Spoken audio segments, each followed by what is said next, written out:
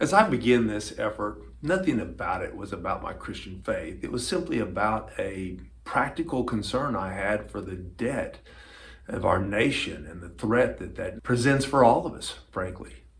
It was also fueled by my admiration for the man that was former Senator Tom Coburn of Oklahoma. His relentless pursuit and courage and conviction to do anything and everything he could to lead our nation away from financial collapse was very compelling to me, and I admired that greatly. I set out to want to do something to help this gentleman, to help that, to work on that. But in time, it quickly evolved, and it continues to evolve. That this effort has become more and more about Christian faith. Why? Because I recognize that Tom Coburn was a great man, but to call upon the name of Tom Coburn would fall short, way short of the power needed to solve this problem in our nation. I've tried to lean into case histories of people that have done great things over the course of time, and one theme comes up in similar instances to what we face, and that is Christian faith. There's the power. God provides the power.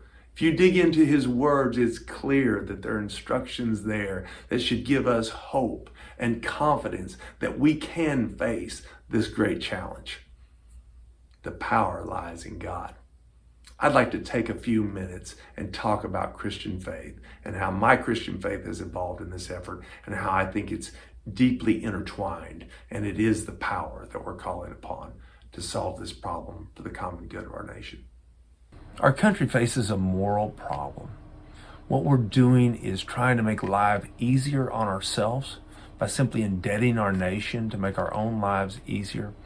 And I think that doesn't respect the sacrifice that was made by those that gone before us in terms of working to build the nation and also sacrificing in the military. And it's immoral what we're doing to our children and grandchildren. When we look at the problem, it's so great. One wonders, how can anyone possibly, any individual citizen possibly do something about this? I agree. It's staggering. It's overwhelming. To take it on myself, it's far too much to me. To take it on with me and my friends and my associates and people that I can gather, it's still too much.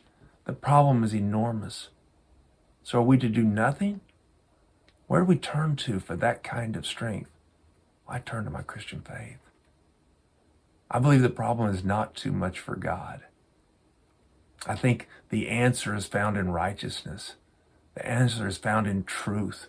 The answer is found in sacrifice. Those are biblical principles. Those are things that Jesus talked about. This effort says, let's turn to that. Let's not try to take it on ourselves. Let's hand the problem to God and see if we can march in a morally righteous way in accordance with his word. If you study the teachings of Jesus, he makes a number of things very clear. That we are to seek to serve, not to be served. Is Congress doing that currently? I don't think so. What I see from our U.S. Congress is a bunch of selfish individuals looking to serve themselves rather than serve the common good. Let's remind them that that's not good enough. What's Jesus say? Jesus says, don't judge. That's not our job to judge. He says, first remove the plank from your own eye, then you can see clearly to remove the speck from your brother's eye. Let's turn inward. Let's stop blaming and complaining and look for ways to work and sacrifice ourselves and inspire others to do the same.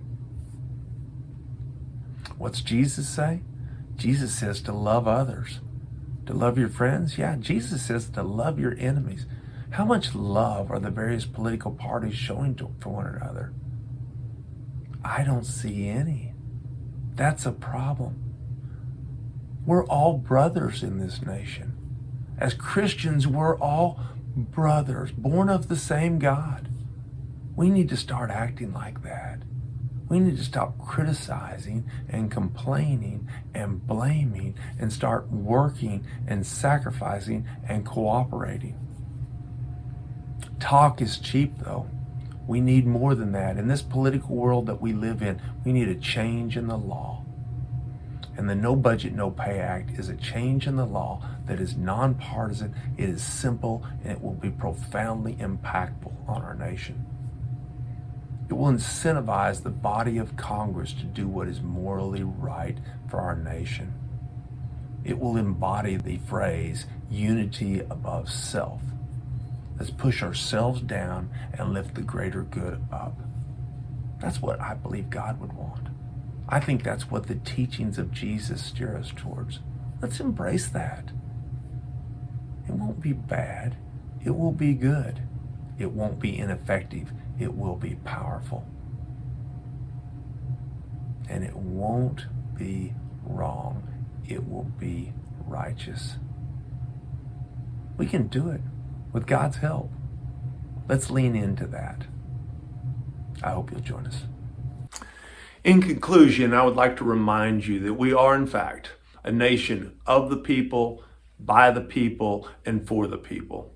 And this cause is a cause of the people, for the people, and by the people. Of the people because it's just us. It's just ordinary citizens banding together. By the people because we, the people, are the ones that feel the cause. It's not the people doing it as fueled by some great corporation or some hidden individual. No, it's our own hearts that are leading us in this cause.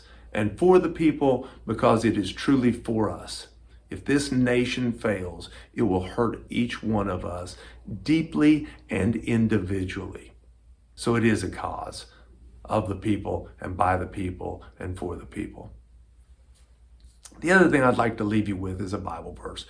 Proverbs 15:22 tells us that plans fail for lack of counsel, but with many advisors, they succeed. So if any of you all as Christians see this and you feel like I'm off track, please tell me. I want your advice. It's a calling for me. I hope it will be for you. I hope you'll join us. We need your advice. We need your help. Thank you.